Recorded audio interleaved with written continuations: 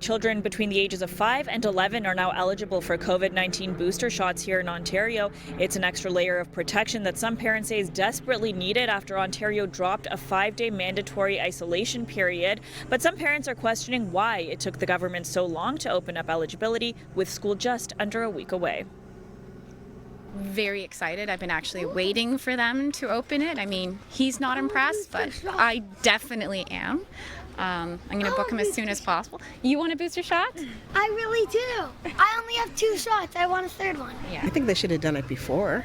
I think they should have, done it a long time ago. I mean, there's just too much to do before school with shopping and everything. They should have did it a while ago. So just got a COVID.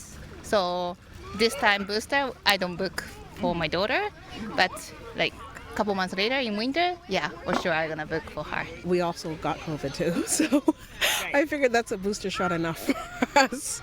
I don't think she needs another one. I know the science says that the efficacy of the vaccines start to wane, and I would like to protect them as much as possible in the school.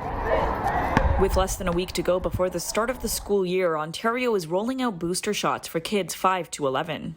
That is one small, late, but better late than never announcement that we heard yesterday. But even with that, some teachers are anticipating a difficult school year after the Ford government scrapped the mandatory 5-day COVID isolation period. A student or teacher can now return to school after they're feeling better for 24 hours, even if they're still testing positive. This is a reckless decision. This is a decision that could lead to really chaotic outcomes in our schools. From a staffing perspective, we're deeply concerned about what this means. And then from a student perspective, I mean, our classrooms are not designed to function adequately in a pandemic type of environment where there's airborne transmission taking place.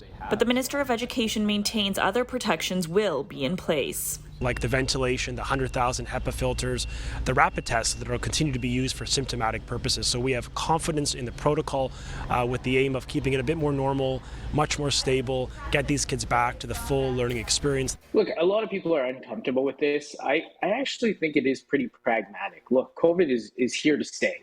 Dr. Zane Chagla is an infectious diseases physician. He says isolation rules could become confusing with at least 5 to 10 other respiratory viruses circulating in the winter.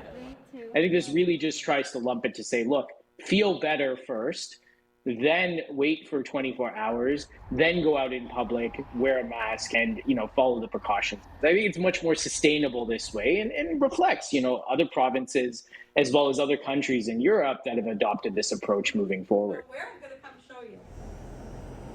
The province's vaccine portal to book those appointments officially opened at 8 a.m. this morning. You can also book through a public health unit or through a healthcare provider as long as it's been 6 months since the child's second dose.